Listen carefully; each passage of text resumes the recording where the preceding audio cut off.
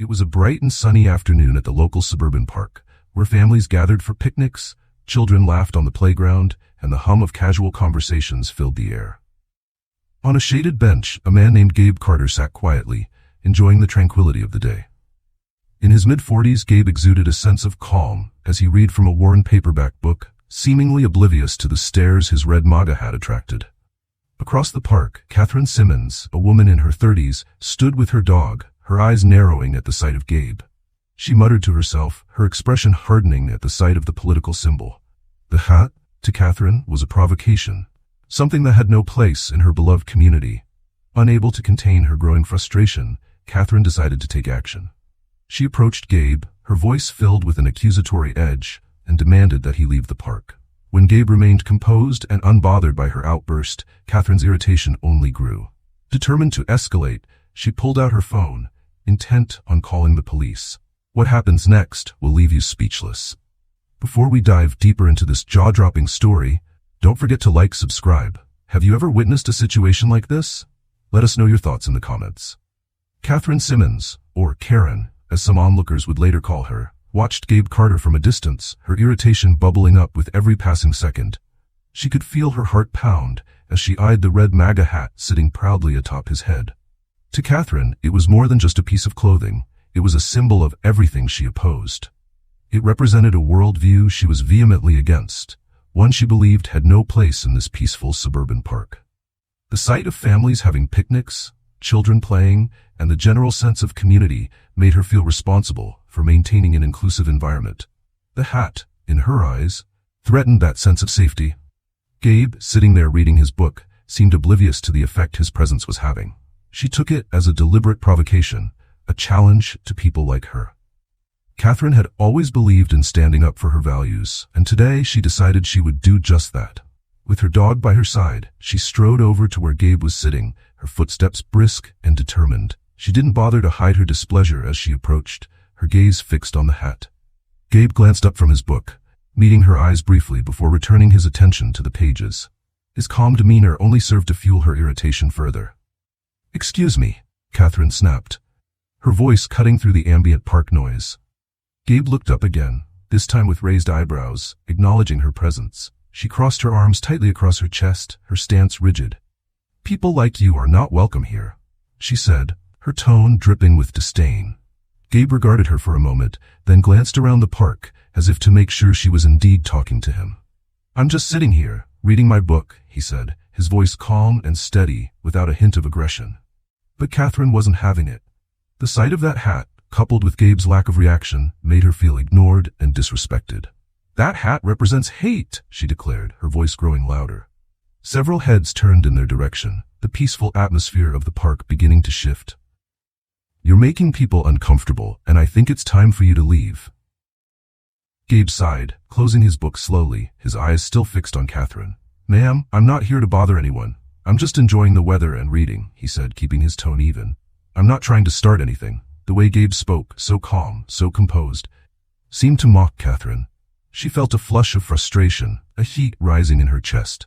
She had expected him to be confrontational, to give her a reason to feel justified in her anger. Instead, he was polite, collected, and worst of all, unbothered by her demands. The onlookers who had stopped to watch seemed confused, some even annoyed by her escalating tone. She glanced around, noticing that people were starting to whisper amongst themselves. Some seemed to agree with her. She caught sight of a woman nodding in approval. But others rolled their eyes or turned away, clearly unwilling to get involved in the confrontation. A few younger people had even taken out their phones, recording the exchange. Catherine's sense of urgency intensified. She felt like she was losing control of the situation. "You think you can just come here and intimidate people with that hat?" Catherine continued, her voice rising. She pointed at the bright red cap. "You're deliberately trying to provoke everyone in this park." Gabe shook his head, his expression remaining neutral. "That's not my intention at all," he said. "I'm not here to cause trouble, ma'am. I think you're making this a bigger issue than it needs to be." His words only further infuriated her. Catherine felt like he was dismissing her concerns, brushing off her attempt to stand up for what she believed in. She could sense the eyes of the crowd on her, waiting to see what she would do next. Her face flushed with a mix of anger and embarrassment. She refused to back down now, not when she felt she was fighting for something important. Enough of this, she snapped, pulling out her phone with an exaggerated motion, making sure everyone could see what she was doing. She quickly dialed 911, her fingers trembling slightly, though whether from anger or nerves, she wasn't sure. She turned away from Gabe as the call connected, her voice switching to one of urgency. Yes, hello, I'm at the Greenfield Park, and there's a man here making everyone uncomfortable. He's wearing one of those hats, and he's being aggressive, Catherine said, her voice breathless as she glanced back at Gabe, who hadn't moved from his spot. Gabe simply watched her, a small sigh escaping his lips. He shook his head slightly, then leaned back against the bench, seemingly resigned to what was happening. The people around them began to grow more uneasy. Some backed away, while others continued recording, clearly intrigued by the unfolding drama. Catherine ended the call, slipping her phone back into her pocket. She turned back to Gabe, her eyes filled with a mix of triumph and indignation. The police are on their way, she said, her tone laced with satisfaction. Maybe they'll get you to leave since you clearly won't listen to reason. Gabe didn't respond right away. He simply nodded, giving her a calm, almost tired smile. I'll wait here then, he said. Catherine felt a surge of satisfaction. Finally, she thought, someone would deal with him properly. She stepped back, keeping her eyes on Gabe, as if daring him to make a wrong move before the authorities arrived. The tension in the park was thick now, the air almost crackling with anticipation. As they waited, the onlookers exchanged glances, some murmuring amongst themselves. The phones continued to record, capturing every detail of the confrontation. Little did Catherine know that her call to the police was about to lead to an outcome she never could have predicted. It didn't take long for the sound of distant sirens to fill the park, growing louder as they approached. The crowd's murmurs intensified, the anticipation almost palpable as people craned their necks to see what would happen next. Catherine stood with her arms crossed, her gaze fixed on Gabe, who remained seated, his expression calm as ever. She could feel the rush of satisfaction building within her, convinced that the officers would remove Gabe and restore what she perceived as order to the park. A police car pulled up near the entrance of the park, and two uniformed officers stepped out, their eyes scanning the area before quickly spotting the crowd that had gathered around Gabe and Catherine. They walked over with purpose, their presence immediately commanding attention. People moved aside, creating a clear path for the officers to approach the scene. The atmosphere was thick with tension, and the onlookers whispered to each other, speculating about what would happen next. Catherine's eyes lit up as the officers approached. She hurried toward them, her voice eager as she began recounting her version of events. Officers, thank you for coming. That man over there, she pointed at Gabe. He's making everyone here uncomfortable. He's wearing that hat, and he's been aggressive. I just want him to leave. Her voice wavered slightly as she spoke, but she held her ground, her determination to get rid of Gabe unwavering. The officers exchanged glances before one of them, a tall man with a stern expression, gestured for Catherine to take a step back. Ma'am, we'll handle this, he said, his voice measured, giving nothing away. They turned their attention to Gabe, who was still sitting on the bench, his book resting on his lap, his face calm and composed, as if he had been expecting this all along. Sir, the first officer said as they approached, we received a call about a disturbance. Would you mind telling us what's going on here? Gabe looked up at the officers, offering a polite nod. Of course, officers, he said, his tone calm and respectful. I've just been sitting here reading my book.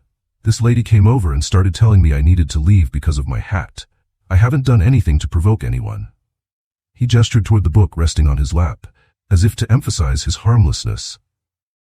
The second officer, a woman with a kind but professional demeanor, studied Gabe for a moment before glancing over at Catherine, who was standing a few feet away, her arms still crossed, her expression one of indignation. The officer then looked back at Gabe. And you haven't been aggressive or made any threats? She asked, her eyes narrowing slightly as she assessed his response. Gabe shook his head. No, ma'am, I've just been sitting here minding my own business. I understand that the hat might bother some people, but I have no intention of causing trouble. His voice remained even, without a hint of defensiveness, as if he was simply stating a fact. The first officer looked around at the gathered crowd, many of whom were still recording. He could see the curious, expectant faces of onlookers, some nodding in agreement with Gabe's version of events, while others seemed unsure of what to think. He then turned back to Catherine. Ma'am, can you tell us exactly what this man did that you found threatening? He asked, his tone growing firmer. Catherine's face flushed, and she hesitated for a moment. She could feel the eyes of the crowd on her, and the pressure to justify her actions weighed heavily on her. "Well, it's the hat," she said, her voice faltering slightly. "It's a symbol of hate, and it makes people uncomfortable. He's trying to provoke us."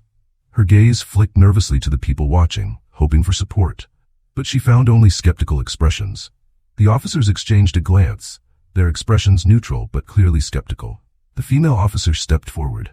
"Ma'am, wearing a hat, even one that some might find controversial, is not a crime.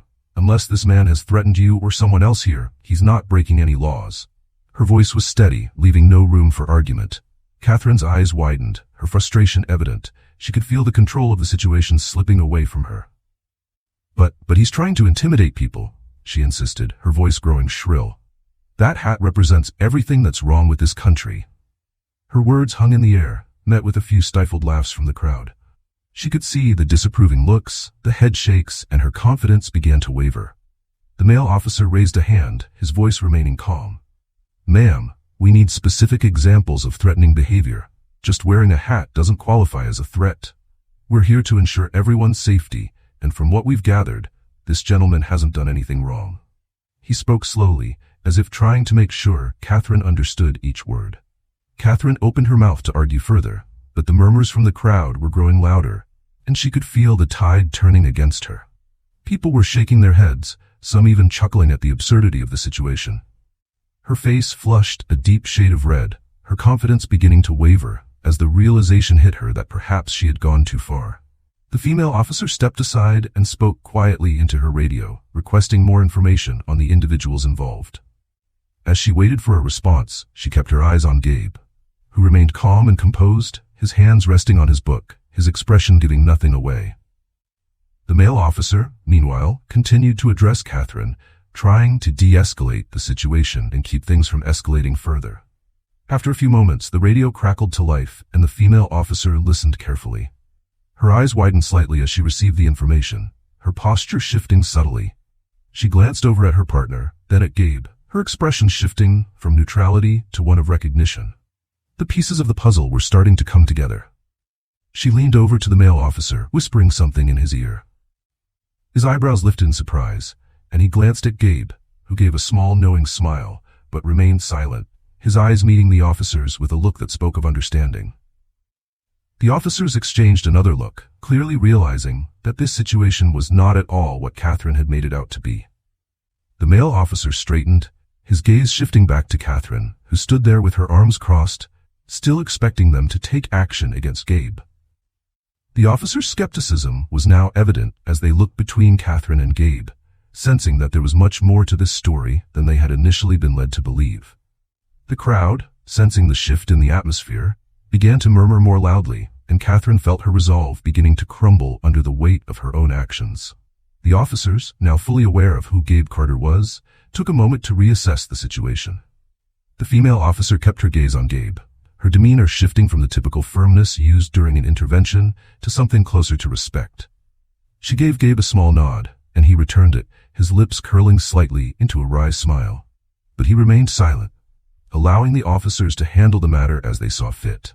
There was a sense of control in his posture. He knew exactly how this was going to end, but he was willing to see it through patiently. Catherine stood with her arms crossed, her eyes darting between the officers and Gabe, still holding on to her conviction that the man before her was somehow in the wrong. She watched as the officers exchanged whispered words, her face contorting with confusion as she struggled to catch a hint of what they were discussing. Her confidence began to waver as she noticed the officers' increasingly skeptical glances. What could possibly be taking them so long? In her mind, it was a simple matter. A disruptive individual needed to be removed, and they should be escorting Gabe out by now. After a few minutes, the male officer turned back towards Catherine, his expression neutral, but his eyes betraying a hint of exasperation. "Ma'am," he began, "we've spoken to several witnesses here, and from what we can gather, there doesn't seem to be any credible threat. Mr. Carter hasn't broken any laws. He's not causing any disturbance that warrants police action." Catherine opened her mouth, ready to argue her point again, but the words faltered on her lips. The murmurs from the crowd grew louder, and she could feel the weight of their eyes on her, a mix of judgment, disapproval, and curiosity. Her earlier smugness was rapidly eroding, replaced by a creeping sense of unease. The attention, once gratifying, now felt suffocating. It wasn't supposed to go this way. She had expected the officers to validate her concerns, to reinforce her sense of righteousness, but instead they seemed to be turning on her. "But," Catherine stammered, her eyes widening as she gestured toward Gabe. "He's wearing that hat. He's trying to provoke us. I can't be the only one who feels this way." The male officer glanced at the hat, then at Catherine. His tone was measured as he responded. "Ma'am, as my partner mentioned, wearing a hat, even one that some may find offensive, isn't a crime. We're here to protect the rights of everyone in this park, and that includes Mr. Carter's right to sit here and read his book in peace." He gestured toward the growing crowd. "Unless there's an actual threat or criminal act, there's nothing more for us to do here." Catherine's face flushed a deep red, her indignation replaced by confusion and growing embarrassment. She looked at the people around her, hoping to find some validation, but instead she saw people shaking their heads, some even chuckling softly. The scene was turning against her. A few voices in the crowd were now audibly critical, questioning why she had felt the need to involve the police over something so trivial. Gabe remained seated, watching the interaction unfold with a calm that seemed almost unearthly given the circumstances. He shifted slightly on the bench, placing his book beside him and folding his hands in his lap. The tension in the air was almost palpable as the reality of the situation began to sink in for Catherine. The female officer took a step closer to Catherine, her voice softening slightly, as if trying to diffuse the last remnants of tension. "Ma'am, I understand that you may not agree with Mr. Carter's choice of attire, but everyone here has the right to express themselves, as long as they're not breaking the law or putting anyone in danger." She paused, glancing at the crowd, which had grown larger and more invested in the outcome. "We have a responsibility to ensure that everyone is treated fairly." Catherine's mouth opened and closed as if she were struggling to find a response, but nothing came out. She looked back at Gabe, her eyes narrowing in frustration. "So you're just going to let him sit here?" she asked, her voice lacking the previous fire it held. It was more a plea than a demand now, as if she needed someone, anyone, to understand her side and take her part. The male officer gave a curt nod. "That's correct, ma'am. There's no law being broken here." He turned to Gabe, his expression softening. "Sorry to bother you, sir. I appreciate your cooperation." Gabe nodded, his gaze flickering to Catherine, who stood there, visibly deflated. There was no trace of smugness on his face, only a quiet patience. He had handled the situation with a level of composure that was beginning to make Catherine feel smaller and smaller. It was clear that she had misjudged him, and the realization of how wrong she had been slowly crept over her. The murmurs in the crowd grew louder, and Catherine could hear snippets of their conversations. Some were ridiculing her, others were expressing disbelief over the entire situation. A few younger individuals, still holding their phones up, appeared to be live streaming the incident, their laughter and commentary adding another layer of humiliation to what had already become a public spectacle. The female officer turned away to speak quietly into her radio, her voice too low for Catherine to hear. Catherine watched, her heart pounding, the heat of embarrassment prickling her skin. This wasn't how she had envisioned this going. She had thought she was standing up for her community, doing the right thing, but now she was beginning to see that maybe, just maybe, she had overstepped. The officers, the crowd, and even Gabe himself had shown her nothing but calmness and patience, and that contrast against her own behavior was glaring. The male officer approached Gabe, speaking quietly, his body language respectful. Catherine strained to hear, but she could only catch snippets of the conversation. Gabe, however, simply nodded, his calm demeanor unshaken. The officer gave him a small smile before turning back towards his partner, signaling that they were about to wrap up their presence here. Then, without warning, the female officer addressed Gabe in a low, respectful tone, using a title that caught Catherine entirely off guard. "Chief Carter," she said, her words almost drowned out by the noise of the crowd, but still audible enough for those nearby. "Would you like us to handle anything further here, or would you prefer we move on?" For a moment, Catherine felt the world tilt beneath her. She blinked, her eyes widening as she processed what the officer had just said. "Chief?" Her eyes snapped back to Gabe, who was now slowly standing up, brushing off his pants as he did so. He gave the officer a small nod, his lips curving into a knowing smile. "No, thank you, officer," Gabe replied, his voice carrying easily across the now silent crowd. "I think we're all good here. I appreciate you handling this professionally." He turned his gaze to Catherine, who stood frozen in place, her mouth slightly open in shock. The crowd seemed to collectively hold its breath, the realization dawning on them all at once. Gabe wasn't just any man sitting in the park wearing a MAGA hat. He was Chief Gabriel Carter, the head of the local police department. The man Catherine had called the police on was, in fact, the highest authority in the very force she had summoned. Catherine's face went pale, her expression a mix of shock, disbelief, and growing horror. She had made a scene, called the police, accused this man of being a threat, only to discover that he was the police chief. The murmurs in the crowd erupted into a mix of laughter, gasps, and incredulous comments.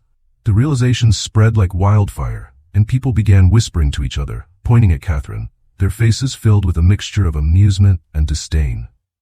Gabe looked at Catherine, his expression softening slightly, though his eyes remained firm. "I hope this serves as a reminder," he said, his voice calm but carrying a weight that made it clear he was speaking not just to Catherine, but to everyone present. That judging someone by their appearance alone isn't a good look for any of us. He paused, letting his words sink in before adding, "We all have a right to be here, to express ourselves and to be treated with respect, even if we don't always agree." The officers nodded in agreement, their presence lending weight to Gabe's words. The crowd was silent now, the atmosphere shifting from one of spectacle to one of introspection. Catherine stood there, her face flushed, her eyes downcast as she struggled to process everything that had just happened. She wanted to disappear, to somehow erase the last hour of her life, but the reality of her actions was now starkly clear. Gabe gave the officers a nod of thanks, then picked up his book from the bench. He turned to leave, pausing for a moment as he looked at Catherine. There was no anger in his expression, only a quiet disappointment. Catherine swallowed hard, her throat dry, but she found herself unable to speak. Gabe turned away, walking calmly toward the exit of the park, the crowd parting to let him pass. As Gabe walked away, the officers exchanged glances, their duty done. They had responded to a call that had turned out to be a misunderstanding, one that had revealed more about the caller than about the man she had targeted. They returned to their patrol car, the female officer giving one last look towards Catherine, her expression unreadable. Catherine remained rooted to the spot, her heart pounding in her chest, the laughter and whispers of the crowd echoing in her ears. The realization of what she had done, who she had confronted, weighed heavily on her. She had wanted to be a hero, to stand up against something she believed was wrong, but now, she saw that she had made herself into a spectacle, and for all the wrong reasons. The aftermath of the confrontation in Greenfield Park rippled through the community with astonishing speed. Within hours, videos of the incident began circulating on social media, capturing the entire scene from Catherine's initial approach to the officer's reveal of Gabe's true identity. The clips, often accompanied by captions like, "Karen calls cops on the police chief," and "Justice served in the most ironic way," spread like wildfire. The video showed Catherine's escalating hostility, Gabe's calm composure, and the final moment when the officers addressed him as Chief Carter. It was a scene tailor-made for viral fame, and it took off like a rocket. Public reaction was swift and unforgiving.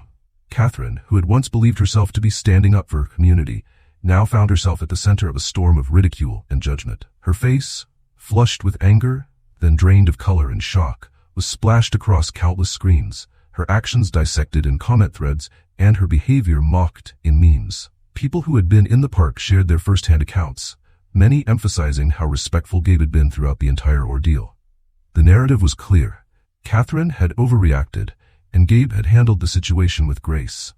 Catherine's social media accounts were flooded with comments, most of them critical. Some were harsh, calling her names, while others attempted to explain how misguided her actions had been. She read comment after comment, each one adding to the sinking feeling in her chest. Friends reached out, some offering support, but many expressing disbelief over what she had done. The story had even made the local news, the headline reading, "Local woman calls police on district's police chief over MAGA hat." Catherine felt like her entire world had collapsed, her attempt to be a hero now nothing more than a public spectacle of ignorance. In the days that followed, Catherine's sense of humiliation deepened. She couldn't leave her house without feeling the weight of people's stares, the judgment in their eyes. She was no longer just Catherine Simmons. She was the Karen from the park, the woman who had foolishly called the police on their own chief. Even her neighbors, people she had known for years, seemed to look at her differently. She avoided eye contact, kept her head down, and hurried through her errands, hoping to go unnoticed. The backlash, while overwhelming, also forced Catherine to reflect on her actions. She replayed the events of that day over and over in her mind, each time seeing more clearly how she had let her emotions dictate her behavior. She had been so caught up in her own assumptions, so convinced that she was in the right, that she hadn't even considered the possibility that she could be wrong. She had judged Gabe based solely on his hat, without taking the time to understand who he was or why he was there. And now, the consequences of her actions were all too clear. After a week of hiding away, Catherine knew she couldn't ignore what had happened any longer. She needed to make things right, or at least try to. She couldn't change what she had done, but she could take responsibility for it. She could apologize. It wasn't going to be easy, and she had no idea if Gabe would even be willing to hear her out, but she knew she had to try. It was the only way she could begin to move forward. Catherine called the police station, her hands trembling as she waited on hold. When she finally spoke to someone, she asked if she could arrange a meeting with Chief Carter. The officer on the other end of the line was polite but hesitant, clearly aware of who she was and what had happened. After a long pause, the officer agreed to pass along her request. Catherine hung up, her heart pounding. She didn't know if Gabe would respond, but at least she had taken the first step. 2 days later, Catherine received a call from the station. The officer informed her that Chief Carter had agreed to meet with her. The meeting was set for the following afternoon at the police station. Catherine's stomach churned with a mix of relief and anxiety. She knew this was her chance to make things right. But the thought of facing Gabe again filled her with dread.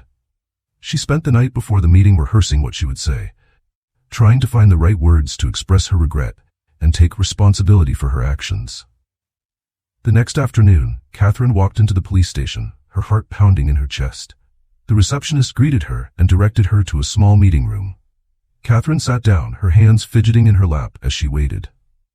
She could feel the weight of her own nervousness, the uncertainty of how this meeting would go. She heard footsteps approaching, and when the door opened, Gabe Carter walked in, his expression calm and unreadable. "Thank you for agreeing to meet with me," Catherine said, her voice barely above a whisper as she stood up. Gabe nodded, gesturing for her to sit. He took a seat across from her, his gaze steady but not unkind. Catherine took a deep breath, her eyes meeting Gabe's. "I know I'm probably the last person you want to see," she began, her voice trembling slightly. "But I wanted to apologize, not just for what happened at the park, but for the way I judged you without knowing anything about you. I let my own biases get in the way, and I acted out of anger and ignorance.